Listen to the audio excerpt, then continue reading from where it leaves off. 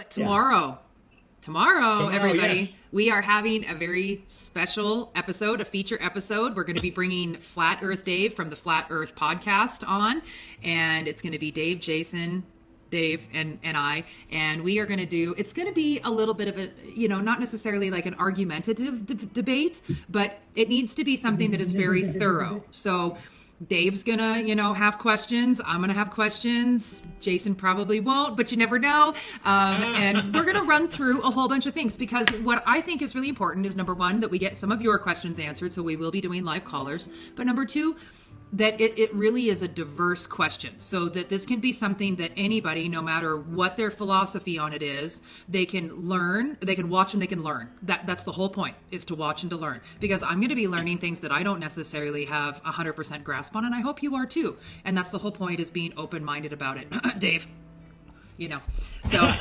Well, I mean, it's a fact of the matter of getting everybody on board with the whole concept of the one biggest lie that they've been perpetuating throughout time. And it just started just in the past, 80, 90 years, that they've just had this whole whole ball.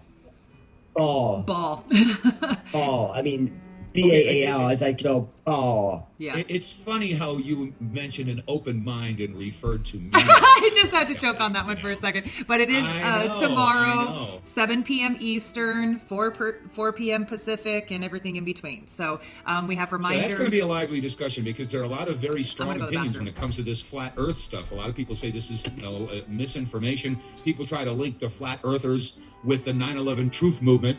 And sightings of Bigfoot, et cetera, et cetera. So this is going to be one where I think audience participation is going to be key. So that's going to be tomorrow. And I forget what time that was going to be. 7 o'clock, I think. Yeah, 6 Central. 6 o'clock Central. Okay. Yeah. All right, Jason, I'm passing the ball to you. I'm going to take my little break here. I'll be back. Yeah, and hopefully we could have some people from NASA check in, because that's always fun. I mean, we have their numbers and everything because they hacked NASA. So we have their emails, their phone numbers, and everything. So you never know. We might want to give one of them a call. But we have it's like a booklet like that thick. So we'll be pulling out all the big guns tomorrow. So it's one of the things that needs to be done. And don't care anymore. It's just one of those points that, it's got to be done. Yeah. I mean, everybody wants to sit here and say, "Oh no, if it's a spinning ball, then why do you see the same constellations up in the sky?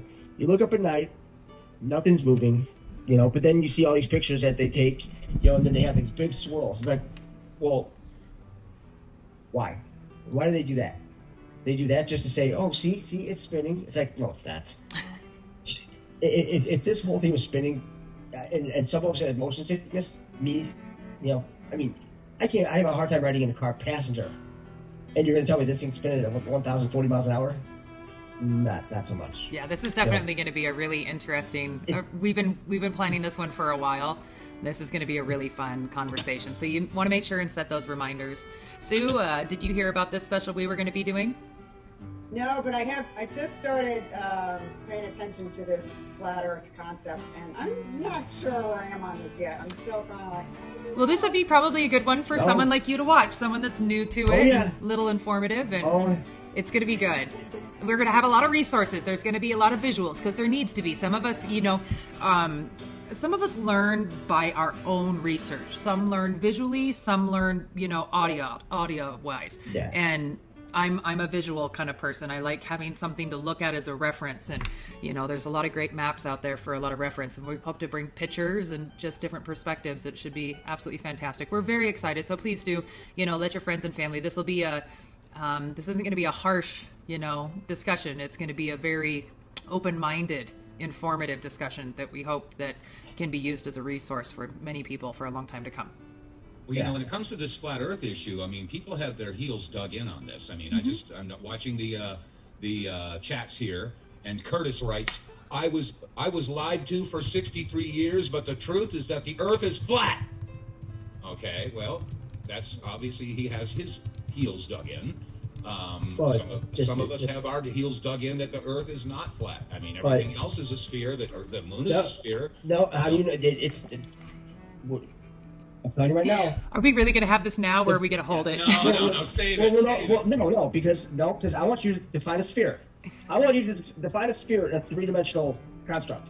Because I would love to see, because there are no breaks on a sphere. Right, so you cannot tell length, you cannot tell height, width, depth, nothing. There is no depth in a sphere. So explain to me a sphere. Now, if there was a break in it, let's say this. No, let's do this tomorrow. Do it tomorrow. Let's do this tomorrow. No, we have a guest here. She didn't. Hey, wait. Susan didn't come on to talk about flat Earth. You know. That's okay. I'm just gathering information here. Now you're getting exactly. She's getting primed up. We'll primed up for tomorrow. That's what we're doing. That's what we're doing, Dave. Oh, every time I hear sphere come out of your mouth. All right, well, we got some folks in the UK that are disappointed because that won't be on until 1 a.m. their time. I know. Laughing and crying at the same time. Well, it's either It'll be worth it. It'll be worth it. It should be worth it, and we can't change the time. This is a scheduled thing that we scheduled with a certain person. They only had a certain time, and we picked this time because we have the luxury of having extra time if we need it, and that isn't normally an option. So we're taking advantage of it. The time is what it is. You can catch it on the replay. And it's going to be a good one. It'll be a lot of fun. So yeah, I think it'll draw some audience for sure. Well, and it'll be on both Facebooks, ours and Jason's is, and then Twitter, Twitch, and YouTube is where it'll be live, and on our website. Sorry. You make a lot of people Twitch, all right. I'll tell you that much. I started Twitching like they're short circuiting because they've been like everything. They said everything's a lie. Yep. No asterisk behind everything. Yeah. Yeah, but my own eyes. Yes, Dave. Your own eyes can deceive you very easily. Okay. Okay. Explain what have you seen that tells you that's a sphere? It's a spinning ball. Besides NASA. Sorry? Besides from NASA. Okay, besides NASA. Okay. You can include those idiots too because they said it's a flat Earth. Well, that's the only. But they're the only ones that say it's a globe.